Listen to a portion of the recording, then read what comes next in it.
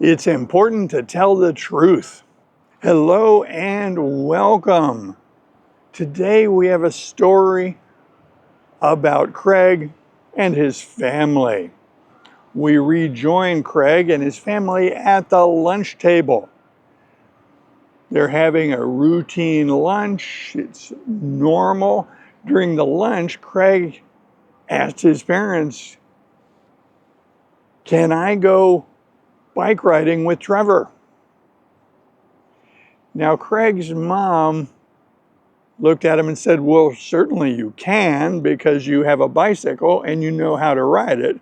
So for sure you can go to the park. Were you asking if you may go to the park?" Now, Craig had heard this before and knew what she was doing. She was correcting him, but she was doing so in a very light-hearted way, and he didn't really mind it. So he looked at her and smiled and said, "May I go to the park today?" His mother replied by saying, "Okay, but you and Trevor should just go to the park. I don't want you two riding all over this end of town. Just go to the park and then come on back." "Okay, Mom." So after lunch, Craig got on his bike and rode to Trevor's house, and the two of them went to the park. The park has a bicycle path that's paved, and it's very long. So they were tooling along this bike path, and they got to the lake, and they went around the lake, and they got to the other end of the park and stopped. Trevor turned to Craig and said, "Let's go on over to the field." Craig said, "Well, my mom and dad said that I should just stay in the park." Trevor responded, "Come on, it's just a couple of blocks. Nobody will know. I got something I want to show you." And against his better judgment, Craig decided to go with Trevor to the field. Now, the field is a very large vacant lot. It has grass that has grown up to a height that's above the knees of the boys. This time of year, the grass is very dry. And then there are some bushes and small trees. This is why they call it the field. The kids call this vacant lot the field. Now, if it had big trees, they would call it the woods. But because there are no big trees, they call it the field. When they got to the field, they put their bikes aside in the grass and they started following a game trail. This is a funny thing for Craig because he had heard this term game trail and he thought that that meant that these paths through the grass were formed by children playing games. He didn't realize that these paths had been made by wild game like deer and rabbits, foxes, raccoons, and of course in this area, dogs. But he only learned that a game trail is related to wild game this year. He had misunderstood that term.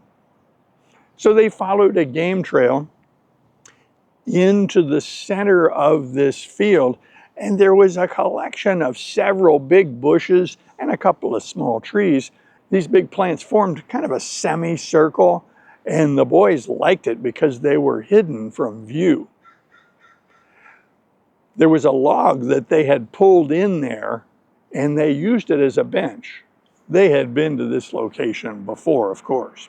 When they got into their hiding area in the field, Trevor opened his backpack and pulled out a small box. He showed it to Craig. He opened the box.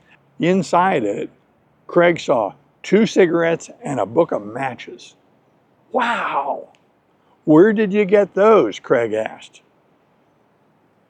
Trevor said, "From my uncle. I swiped them when he was visiting us the other day." "Wow," said Craig. "Are we going to smoke them?" Trevor said, "Yep." At this point, Trevor took one of the cigarettes out, opened the matches, and clumsily struck a match, lighting the cigarette. He puffed on the cigarette to get it to burn, and this was successful. He shook the match, threw it in the ground. He puffed on the cigarette a few times and got it burning very well.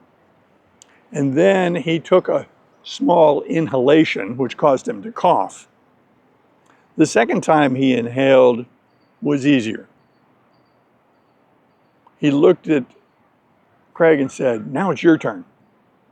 Craig took his cigarette, took the matches, and lit the cigarette. He mimicked what he had seen Trevor do and what he had seen adults do in the past. He got it burning, and he held it in his fingers like this. He looked at it and marveled. He was smoking a cigarette. How cool. Trevor said, "Now it's time to inhale." Craig said, "I don't know how to do that." He said, "It's easy. What you do is pull a little bit of smoke into your mouth and then take a breath. That's the way it will work." So Craig did just that. He got a mouthful of smoke and then took a deep breath. That caused him to cough immediately. When he regained his composure, Trevor reassured him, said, "The second time's easier." Craig did it the second time, and it was easier. He inhaled several times, but then he started feeling a little dizzy and a little sick to his stomach. He wasn't sure what that was all about. Now, about the time that Craig was feeling badly, Trevor had inadvertently touched the end of his cigarette to a blade of grass, and it had started to burn. Now, he was amused by this. So he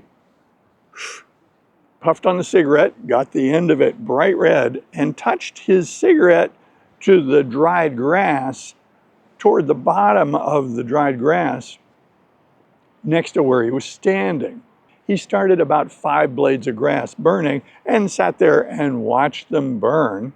But there was a light breeze, and the breeze blew the flames from these little blades of grass into a much larger clump of grass, and it flashed. So within a few seconds, this little fire started from this little cigarette was now the size of a washing machine. Craig looked over and saw this and said, "Trevor, what are you doing?" There was a pause as Trevor thought what he needed to do, but things are getting out of hand very quickly. The fire is growing, and both boys are getting scared. Trevor said, "Let's get out of here before somebody catches us."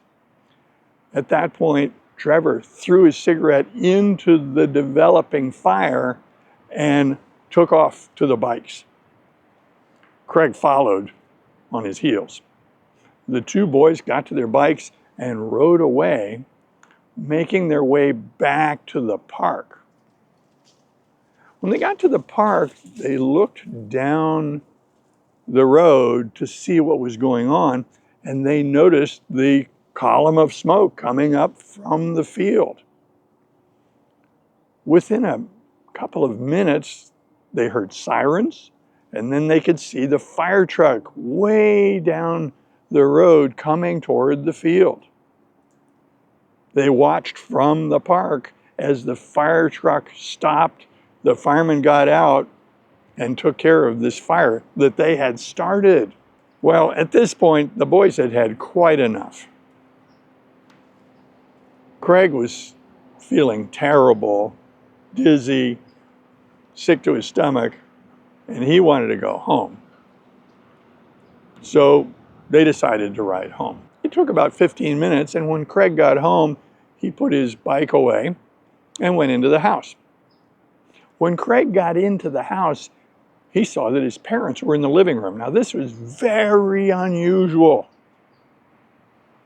When he came in, his dad said, "Craig, come in here. We need to talk." Oh no, this doesn't sound good, thought Craig. He came into the room and stood before his parents, who were both seated. "Where did you go today?" Craig said, "To the park." "Did you go to the field?" "No, Dad, we went to the park." "You sure you didn't go to the field?" "Dad, we went to the park." At this point, Robert stood and approached Craig. He bent down so their faces were inches apart. He said, "Look me in the eye and tell me that you did not go to the field." Craig looked at his dad and said, "We went to the park." His father stood up straighter now and said, "Let me have your right hand." Craig brought his hand up. His father smelled it. Said, "Okay, now the left one." He repeated. He said, "Now sit down and listen." Craig felt horrible. This was not going well. Robert said, "This is what really happened. You and Trevor went to the park, as you said, but then you disobeyed us and went to the field. And then you smoked cigarettes. And you two set that field on fire. And then you came back here and lied to your mom and me." The jig was up. His dad somehow knew everything. He said, "How did you know all that?" His dad said, "Well, I wasn't born yesterday. The lady down the street saw you boys leaving the field as the smoke was developing. She's the one that called the fire department so that the fire got under control. And you had cigarette smoke on your breath. Your right hand smells like cigarettes. You're right-handed." There was a pause. Nobody said anything. And then Craig said, "I don't feel very well." His mother, who is usually very comforting to him, said, "Well, there are two reasons you might not be feeling well. One, the effects of that cigarette you smoked. And two, you lied to your parents. That should make you feel terrible as well." Another pause. His father said, "You're grounded. Your mom and I will discuss how we're going to handle this.